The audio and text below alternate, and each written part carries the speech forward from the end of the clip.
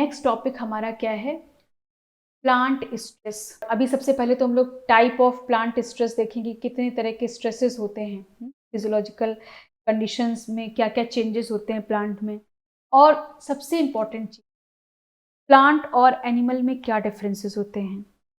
तो प्लांट को जब स्ट्रेस होता है तो उनमें बहुत सारे ऐसे रिस्पॉन्सेज होते हैं। वो क्यों ऐसा करते हैं? क्योंकि प्लांट को क्या है कि एक अपनी जगह पर ही रहना है, वो मूव नहीं कर सकते हैं। उनका सर्वाइवल इतना आसान नहीं है जितना हम लोगों को लगता है। भाई एनिमल क्या होते हैं? एनिमल तो कहीं भी किसी भी जगह पे मूव कर सकते हैं। अगर उनको मीन्स की वार्म कंडीशन है, कूल कंडीशन है, फूड की उनकी रिक्वायरमेंट चेंजेस हो जा रहे हैं, तो उस समय वो अपने अपने अकॉर्डिंगली, इन्वायरमेंट के अकॉर्डिंगली अपने इन्वायरमेंट को चेंज कर सकते हैं। लेकिन प्लांट के केस में तो ऐसा नहीं है। प्लांट को तो होल लाइफ एक जगह पर ही सरवाइव करना पड़ता है, चाहे जो भी सिचुएशन हो।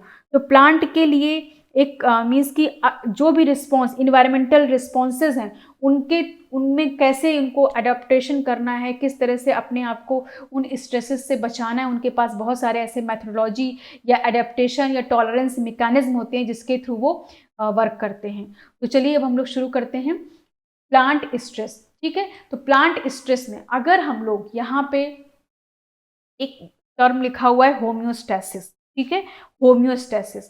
तो आप लोगों ने बायोएनर्जेटिक्स पढ़ा है, बायोएनर्जेटिक्स में आपने बहुत सारी चीज़ें पढ़ी होंगी। तो basically life is an endergonic process. आपको पता है कि लाइफ क्या होती है, एक एंडरगोनिक प्रोसेस। और जब उसका मतलब क्या होता है कि डेल्टा जी होना चाहिए। डेल्टा जी क्या होता है? More than 0। ठीक है, तभी लाइफ क्या हो सकती है? एक एंडरगोनिक प्रोसेस हो सकती है। Energy is an absolute requirement. किसी भी लिविंग ऑर्गेनिज्म के लिए एनर्जी एक एब्सोल्यूट रिक्वायरमेंट है। एनर्जी की रिक्वायरमेंट तो चाहिए। किसके लिए? आप उसको खुद को मेंटेन करने के लिए, उसके स्ट्रक्चरल ऑर्गेनाइजेशन को मेंटेन करने के लिए, over life time of the organism. चाहे वो, हम ये सिर्फ प्लांट की बात नहीं कर रहे हैं, ये एनिमल की भी बात हम कर रहे हैं कि लाइफ एक एंडरगोनिक प्रोसेस है जिसमें एक एब्सोल्यूट रिक्वायरमेंट है एनर्जी की। और वो एनर्जी की रिक्वायरमेंट क्यों है? क्योंकि जो भी स्ट्रक्चरल ऑर्गेनाइजेशन है, उनके मेटाबॉलिक पाथवे हैं, सब में क्या होता है? एनर्जी की रिक्वायरमेंट है। तो अगर हम लोग यहाँ पे एक सिस्टम की बात करें, the system is an open relative to surroundings environment which require constant flow of energy that provide dynamic driving force for the performance such as cellular biosynthesis, characteristics, structure, organization as well as capacity to replicate and grow। मतलब कि यहाँ पे suppose कि ये कोई एक biological form है। ठीक है, इसको आप ये मान लीजिए कि ये क्या है?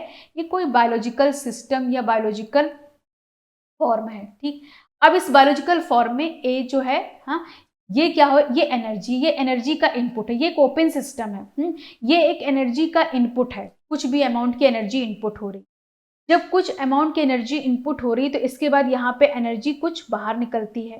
तो जब एनर्जी इन और आउट होती है तो उसके बीच में कुछ एनर्जी को ये बायोलॉजिकल सिस्टम ट्रैप कर लेता है। ठीक है, उस एनर्जी को जो ट्रैप करता है वो उसको अपने सेल्फ के मेंटेनेंस के लिए चाहिए होता है। तो फर्स्ट लॉ ऑफ थर्मोडायनेमिक्स आप लोग बहुत अच्छे से जानते हैं। तो उसमें क्या होता है कि एनर्जी इन और एनर्जी, मतलब कि जो भी टोटल एनर्जी है उसको हमने 1 मान लिया। ठीक है, मतलब क्योंकि ये सारा मिला के टोटल एनर्जी हो गई। एनर्जी इन, फिर एनर्जी कितनी ट्रैप हुई, एनर्जी कितनी बाहर निकली, इक्वल्स टू 1। अब अगर हमें इस बायोलॉजिकल सिस्टम में कितनी एनर्जी ट्रैप हुई है, अगर हमें ये पता करना हो तो इन दोनों को हम माइनस कर देंगे, इन और आउट को, और जो एनर्जी बायोलॉजिकल सिस्टम में ट्रैप हुई है वो हम निकाल पाएंगे कि कितनी एनर्जी अंदर गई थी और कितनी बाहर निकली। ठीक है, तो उससे हम लोग क्या पता कर सकते हैं कि कितनी बायोलॉजिकल सिस्टम में एनर्जी ट्रैप हुई है। ठीक, तो ये जो एनर्जी का फॉर्म होता है, जो ये इस बायोलॉजिकल सिस्टम को जो ये ट्रैप एनर्जी हमने आपको बताई, ये steady state energy store form होता है जो कि किसी भी लिविंग ऑर्गेनिज्म के थ्रू ट्रैप किया जाता है। ठीक, तो स्टेडी स्टेट का मतलब आप समझ रहे होंगे कि एक कांस्टेंट अमाउंट में, एक कांस्टेंट रिक्वायरमेंट, मतलब कि जो मेंटेन रहेगा हमेशा बायोलॉजिकल सिस्टम में मेंटेन रहेगा, उसको हम लोग क्या बोलते हैं? Steady state condition. तो उस कंडीशन में उतनी एनर्जी को ट्रैप करके रखेगा जिस समय ये एनर्जी कम हो गई या एनर्जी खत्म हो गई तो उस समय कोई भी ऑर्गेनिज्म सर्वाइव नहीं कर पाएगा। Such energy flow ensure biological organism are never at equilibrium. आपको मैम ने जब प्रोटीन पढ़ा रही होंगी तो वहां पे आपको मैम ने बहुत अच्छे से समझाया होगा कि जो बायोलॉजिकल सिस्टम है वो कभी भी इक्विलिब्रियम में नहीं रह सकता है with their respective to their environment और बायोलॉजिकल सिस्टम का एकदम बराबर एनर्जी हो जाए ऐसा कभी नहीं होगा। जब जिस दिन बराबर होगा उस दिन वो क्या हो जाएगा, ऑर्गेनिज्म सर्वाइव नहीं कर पाएगा। That is delta G is never equal to zero. ठीक है, ये बहुत इंपॉर्टेंट कि डेल्टा जी कभी भी जीरो नहीं हो सकता है। ठीक है, never equal to zero but remain in steady state condition. The maintenance of such steady state result in metastable condition is called homeostasis. क्योंकि ये बायोलॉजिकल सिस्टम अपने आप को हमेशा मेंटेन करके रखता है एक परफेक्ट उस फॉर्म में कि एक स्टेडी स्टेट, उसकी एनर्जी का स्टेट मेंटेन रहे, एक पर्टिकुलर फॉर्म या मतलब कि टाइप एनर्जी क्या रहे, ट्रैप रहे उसके सिस्टम में। तो इसी को कहा जाता है होम्योस्टैसिस कि भाई कितनी भी एनर्जी आ रही है, कितनी भी जा रही, लेकिन उसको जो जितनी उसकी रिक्वायरमेंट है वो उसकी बायोलॉजिकल सिस्टम में मेंटेन रहनी चाहिए। इसी प्रोसेस को कहा जाता है होम्योस्टैसिस। ठीक है, तो ये इतना समझ में आया आपको। अब देखिए, अब प्लांट की, क्योंकि हम लोग प्लांट की बात कर रहे हैं तो हम लोग प्लांट के स्ट्रेस की बात करेंगे। कोई भी ऐसा change, any change in environment में डिस्टर्ब होम्योस्टैसिस। अगर अब होम्योस्टैसिस तो आप समझ गए कि एक बायोलॉजिकल सिस्टम एक पर्टिकुलर एनर्जी को ट्रैप करके रखा जाता है उसको मेंटेन करने के लिए, जिससे कि वो इक्विलिब्रियम कंडीशन में ना पहुंचे और वो सर्वाइव कर पाए। अब और स्ट्रेस क्या होते हैं, कोई भी स्ट्रेस ऐसे आ जाए जिससे कि उसका होम्योस्टैसिस क्या हो जाए, डिस्टर्ब हो जाए। ठीक है, जैसे यहाँ पे लिखा है any change in surrounding environment में डिसरप्ट होम्योस्टैसिस। कोई इन्वायरमेंट में ऐसा चेंज हुआ जिसकी वजह से उसका होम्योस्टैसिस क्या हो सकता है, डिस्टर्ब हो सकता है। इन्वायरमेंटल मॉड्यूलेशन ऑफ होम्योस्टैसिस में डिफाइन बायोलॉजिकल स्ट्रेस। अगर कोई इन्वायरमेंट में कुछ ऐसा इन्वायरमेंट की वजह से, मतलब इन्वायरमेंटल कंडीशन की वजह से कोई भी बायोलॉजिकल सिस्टम में स्ट्रेस आता है तो उसको हम लोग क्या बोलते हैं, बायोलॉजिकल स्ट्रेस बोलते हैं। Plant stress adverse effect on physiology of plant induced upon sudden transition from some optimal environmental condition. अब देखिए क्या होता है कि मान लीजिए कि यहाँ पे आप क्या देख रहे हैं कि ये एक स्ट्रक्चर बना हुआ है, ये सपोज कि ये टाइम दिया हुआ है और ये रेट ऑफ फिजियोलॉजिकल प्रोसेस दिया है, मतलब कि फिजियोलॉजिकल प्रोसेस अपना अच्छे से चल रहे हैं टाइम के साथ साथ, और वो क्या कर रहे हैं कि इस होम्योस्टेट में अपने आप को मेंटेन करके रह रहे हैं। ठीक है, कोई भी ये प्लांट है या कोई भी बायोलॉजिकल सिस्टम है इस तरह से अपने आप को मेंटेन करके रह रहा है। अब क्या हो रहा है कि सपोज कोई स्ट्रेस आया, कोई, तो ये होम्योस्टैसिस का मतलब कि एक पर्टिकुलर एनर्जी को ट्रैप किया जा रहा है, एक स्टेडी स्टेट कंडीशन एनर्जी की उस बायोलॉजिकल सिस्टम में। अब वो कोई स्ट्रेस आया जिसकी वजह से उसका होम्योस्टैसिस डिस्टर्ब हो गया।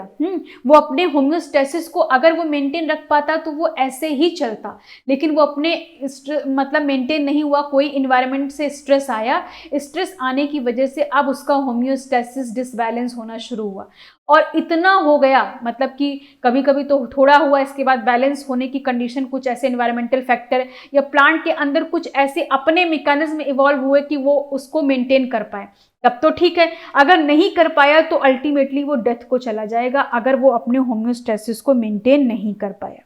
तो प्लांट अपने आप को सर्वाइव करने के लिए अपने सम टाइम अपने होम्योस्टैसिस को क्या कर लेते हैं, चेंज कर लेते हैं। चेंज करने का मतलब कि अपनी एनर्जी की, भाई जो बायोलॉजिकल सिस्टम में जितनी रिक्वायरमेंट है उससे अपने आप को, और ये प्रोसेस एक तरीके से आप भाई कंडीशंस, कुछ ऐसी इन्वायरमेंटल कंडीशंस आई तो उस समय वो अपने जो रिक्वायरमेंट है या जो होम्योस्टैसिस है उसको थोड़ा चेंज करके अपने आप को शिफ्ट करके सर्वाइव कराते हैं। सर्वाइव, सबसे पहले तो सर्वाइवल जरूरी है ना, मेटाबॉलिक एक्टिविटी कम हो या थोड़े वेरिएशन हो जाएं, उससे ज़्यादा इंपॉर्टेंट है कि पहले वो ऑर्गेनिज्म सर्वाइव करे, वो प्लांट सर्वाइव करे। तो अपने होम्योस्टैसिस को चेंज भी कर सकते हैं और वापस फिर से अनस्ट्रेस कंडीशन हुई, स्ट्रेस खत्म हुआ तो फिर से अपने प्रीवियस वाले होम्योस्टैसिस में वापस आ भी सकते हैं। तो प्लांट ऐसा करते हैं। ठीक है, अब इसके बाद हम लोग आगे बढ़ते हैं। आगे बढ़ते हुए अब हम लोग यहाँ पे देखते हैं कि इन्वायरमेंटल स्ट्रेस कौन कौन से हो सकते हैं, कौन से ऐसे इन्वायरमेंटल स्ट्रेस हैं जो कि ये सारे फैक्टर्स इन्वॉल्व होते हैं। तो इन्वायरमेंटल स्ट्रेस बायोटिक भी हो सकता है, बायोटिक भी हो सकता है और एबायोटिक भी हो सकता है। अब ये जो फैक्टर्स हैं, मतलब फैक्टर्स डिपेंड ऑन कोई भी स्ट्रेस, उस पर स्ट्रेस कैरेक्टरिस्टिक्स कौन कौन सी, मतलब कि जो स्ट्रेस पड़ रहा है उसमें क्या क्या कैरेक्टर हैं, उन कैरेक्टर पर डिपेंड करता है प्लांट पर कैसा स्ट्रेस होगा, कैसा प्लांट रिस्पॉन्स करेगा। तो वो जो स्ट्रेस पड़ रहा है उसकी सीवियरिटी क्या, वो कैसा है, स्ट्रेस थोड़ा माइल्ड है या बहुत सीवियर है, या उसका ड्यूरेशन कितना है। भाई 1 घंटे के लिए कोई स्ट्रेस पड़ा और 1 महीने के लिए पड़ा तो डिफरेंस हो गया। नंबर ऑफ एक्सपोजर, एक स्ट्रेस सपोज कि आज पड़ा, फिर 10 दिन बाद पड़ा, फिर पढ़ते जा रहा हर 10-10 दिन पे, और कभी ऐसा हुआ कि 2 ही बार पड़ा, तो उससे 2 बार पड़ा तो कोई फर्क नहीं पड़ सकता है मे बी, लेकिन अगर 10 बार कोई चीज बार बार रिपीट हो रही तो उस पर इफेक्ट पड़ सकता है। कॉम्बिनेशन ऑफ स्ट्रेस, मतलब वाटर का भी स्ट्रेस हो गया और साथ में लाइट का भी स्ट्रेस पड़ गया, तो अब ये ऐसे स्ट्रेस के कॉम्बिनेशन है कि दोनों ही क्या कर रहे हैं कि प्लांट में पानी की कमी कर रहे हैं या प्लांट में कुछ फोटो इनिबिशन कर रहे हैं। तो इस तरह से क्या हो जाएगा कि कॉम्बिनेशन भी बहुत इंपॉर्टेंट रोल प्ले करता है। अब ये तो स्ट्रेस की कैरेक्टरिस्टिक्स हैं जो कि नंबर 1 फैक्टर है कि प्लांट कैसा रिस्पॉन्स करेगा। दूसरा फैक्टर होता है कि जो टिश्यू है, जो प्लांट है, उसमें क्या क्या चीजें हैं, जैसे कि किस टिश्यू या ऑर्गन पर कौन सा टाइप है जिस पर स्ट्रेस पड़ा है, स्टेज ऑफ डेवलपमेंट क्या है, जीनोटाइप क्या है। जैसे कहने का मतलब ये है कि कोई भी प्लांट है उसके किस पार्ट पर या किस टिश्यू पे स्ट्रेस पड़ रहा है। अब कोई स्टेम पे कोई स्ट्रेस पड़ रहा है, स्टेम खूब अच्छा सा हैवी है तो उस पर तो इतना फर्क नहीं पड़ेगा, लेकिन लीफ पे पड़ रहा है, लीफ बहुत सॉफ्ट है तो उस पर इफेक्ट पड़ सकता है।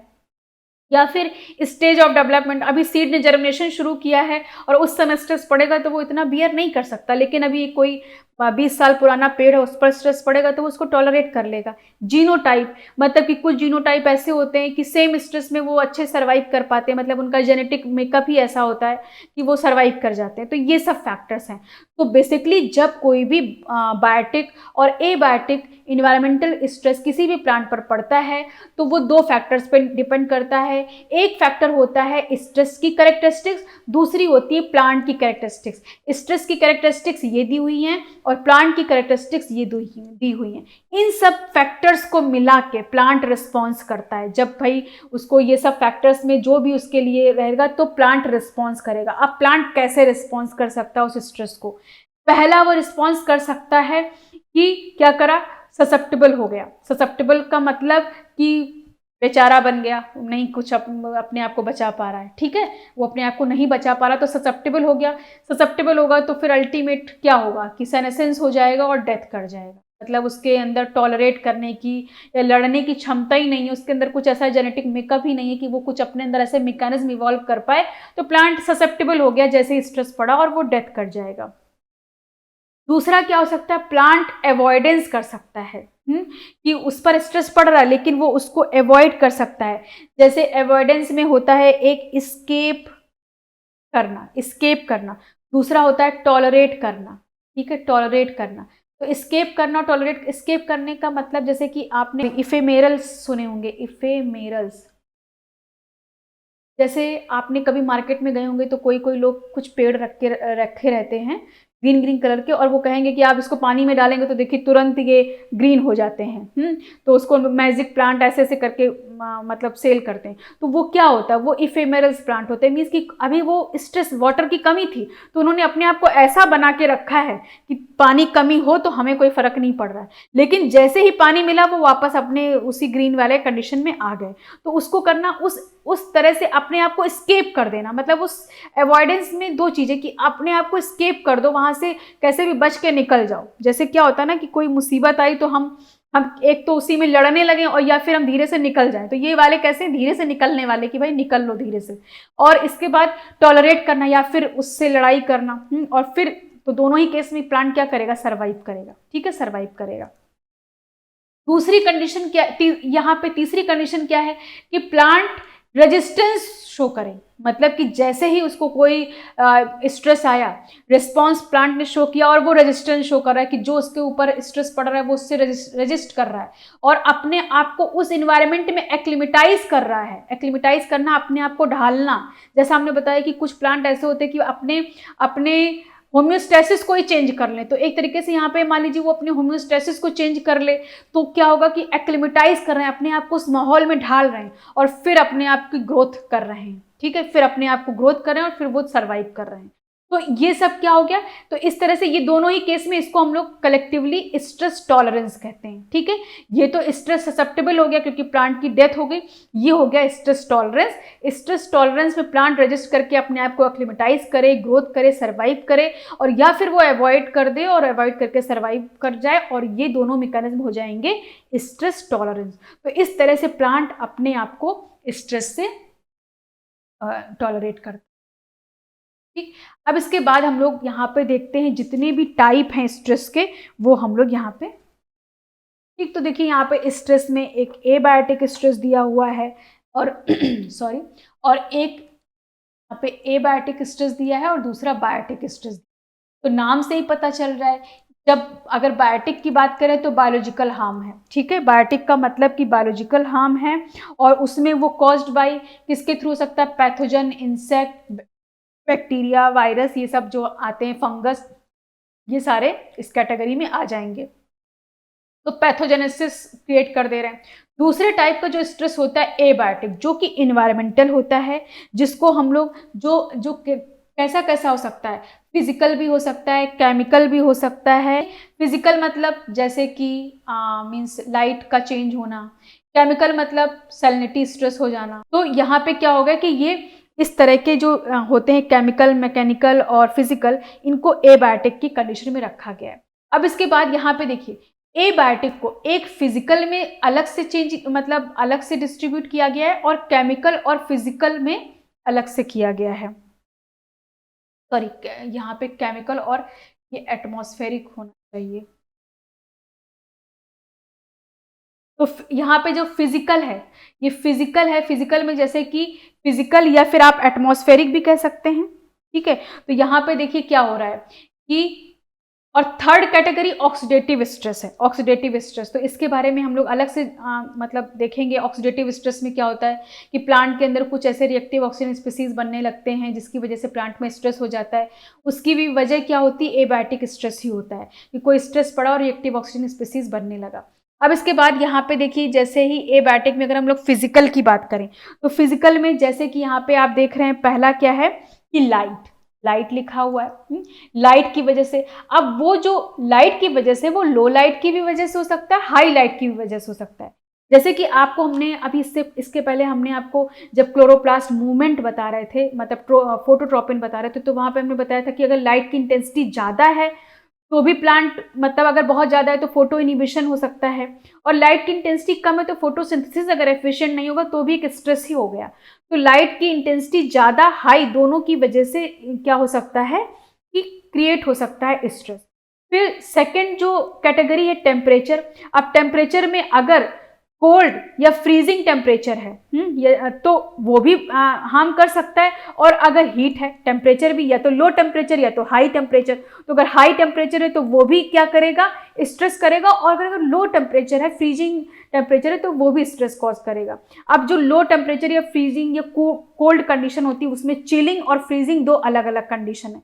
चिलिंग एक होता है और एक फ्रीजिंग होता है, ठीक, दोनों में डिफरेंस होता है। अब इसके बाद नेक्स्ट जो होता है फिजिकल में आ गया एयर पोल्यूशन। तो आप जान ही रहे हैं, जो भी ये व्हीकल्स यूज होते हैं तो इसकी पोल्यूशन की वजह से अलग से एक मींस फिजिकल स्ट्रेस प्लांट में कॉज होता है। इसके बाद अगर हम लोग केमिकल की बात करें, ठीक है, केमिकल की अगर हम लोग बात करें तो केमिकल में देखिए, एक सॉल्ट की वजह से, और पानी भी क्या है, एक वाटर केमिकल मॉलिक्यूल है, तो सॉल्ट की वजह से हो रहा है, और दूसरा वाटर की वजह। सॉल्ट की वजह से क्या होगा, सैलिनिटी स्ट्रेस होगा। वाटर की वजह से क्या हो सकता है, वाटर की एक्सेस और वाटर की कमी, दोनों की वजह से स्ट्रेस हो सकता है। अगर वाटर की कमी है, डेफिशिएंट है, तो ड्राउट हो जाएगा, ठीक है, और ड्राउट हो सकता है। और अगर वाटर की एक्सेस है तो फ्लडिंग हो सकती है। वाटर की अगर कमी है तो वो भी दो तरह की है, एक फिजिकल और एक फिजियोलॉजिकल। फिजिकल का मतलब ऐसा कि मान लीजिए इन्वायरमेंट में ही वाटर नहीं है, मान लीजिए कि क्या है कि ये प्लांट है और इन्वायरमेंट में पानी ही नहीं है, तो फिजिकल कमी हो गई। फिजियोलॉजिकल मतलब इन्वायरमेंट में पानी है लेकिन किसी भी वजह से वो जो प्लांट है वो पानी को ले नहीं पा रहा है, तो वो फिजियोलॉजिकल हो गया। तो ड्राउट की भी दो कंडीशन है, या तो फिजिकल होगा या तो फिजियोलॉजिकल। फिजिकल का मतलब कि ऐसी कंडीशन जिसमें कि पानी ही इन्वायरमेंट में नहीं है, जैसे कि रेन ना हो तो ऐसे कंडीशन में क्या होगा, वाटर डेफिशिएंट हो जाएगा, ड्राउट की कंडीशन आ जाएगी। फिजियोलॉजिकल में कि पानी तो है लेकिन प्लांट में कुछ ऐसा हो गया है जिसकी वजह से वो पानी को ले नहीं पा रहे हैं। अब इसके बाद नेक्स्ट हम लोग फ्लडिंग की अगर बात करें तो फ्लडिंग में भी 3 कंडीशन होती हैं। एक होता है नॉर्मोक्सिक, दूसरा होता है हाइपोक्सिक और एनॉक्सिक। अब नॉर्मोक्सिक क्या कंडीशन होती है, नॉर्मोक्सिक होती है एरो फ्लडिंग का मतलब क्या हो गया कि जब प्लांट सबमर्ज्ड हो गए हैं, ठीक है, प्लांट क्या हो गए हैं, पानी में एकदम डूब गए हैं, ये पानी भरा हुआ है यहाँ पे, प्लांट ये डूब चुके हैं। तो जब डूबते हैं पानी तो उस समय इसमें क्या होता है कि स्ट्रेस होता है, तो वो कंडीशन, तो ये जो फ्लडिंग होती है वो 3 मतलब फ्लडिंग की वजह से 3 तरह की कंडीशन हो सकती है। नॉर्मोक्सिक मतलब कि एरोबिक कंडीशन, ठीक है, एरोबिक कंडीशन हो गई। अब इसके बाद हाइपोक्सिक का मतलब लो ऑक्सीजन, ठीक है, ऑक्सीजन की कमी हो रही है। और एनॉक्सिक का मतलब कि बिल्कुल एनारोबिक कंडीशन। तो फ्लडिंग की वजह से भी 3 कंडीशन हो सकती है, नॉर्मोक्सिक, हाइपोक्सिक, एनॉक्सिक। अब इसके बाद तो जो प्लांट सबमर्ज्ड होते हैं तो वो अपने अंदर कुछ ऐसे डेवलपमेंटल प्रोसेस करते हैं जैसे कि एरेनकाइमा का डेवलपमेंट कर लेंगे। जो अब हमने आपको बताया था कि स्ट्रेस में इथाइलिन का बहुत इंपॉर्टेंट रोल होता है। जब फ्लडिंग होती है तो वहाँ इथाइलिन बहुत काम करता है। इथाइलिन क्या करता है कि जो ये प्लांट है इसमें एरेनकाइमा डेवलप करा देगा। एरेनकाइमा मतलब एक तरीके से फ्लोटिंग करने का काम करेंगे। भाई अगर प्लांट सबमर्ज्ड हो गए, प्लांट पानी के अंदर चले गए हैं, तो वो फिर किसी भी तरीके से वो उनको ऊपर ऑक्सीजन मिले तो उसके लिए उनमें प्लांट में एरेनकाइमा इथाइलिन डेवलप करा देता है और एरेनकाइमा की वजह से फिर वो ऊपर ऊपर तैरना शुरू कर देते हैं। इंटरनोडल इलोंगेशन हो जाएगा। अब इंटरनोडल इलोंगेशन जैसे कि जिब्रेलिक एसिड या ऑक्सिन है, तो ये सब क्या करते थे, ये सब स्टेम के इलोंगेशन या सेल के इलोंगेशन में काम करते थे। तो इससे क्या होगा कि इंटरनोडल इलोंगेशन हो जाएगा, प्लांट सबमर्ज्ड हुआ तो वो फिर लंबा हो जाएगा तो पानी से ऊपर उठ जाएगा। एनारोबिक रेस्पिरेशन होने लगेगा, जैसे ग्लाइकोलिसिस या कुछ ऐसे फर्मेंटेशन, जैसे कि राइस होता है तो राइस में क्या होता है कि ऐसी कंडीशन, इस टाइप के कंडीशंस हो जाते हैं कि वहाँ पे राइस में जब ऐसा सबमर्ज्ड होते हैं तो वहाँ पे एरेनकाइमा डेवलपमेंट होना या एनारोबिक रेस्पिरेशन हो जाना राइस वाली कंडीशन में ऐसा होता है। तो ये सब कुछ ऐसे मैकेनिज्म है जो कि भी हम लोग आगे आगे पढ़ेंगे तो कुछ कुछ चीज़ें और हम लोग इसके देखेंगे डिटेल में। तो ये था स्ट्रेस, जो भी प्लांट स्ट्रेस है इसका बेसिक।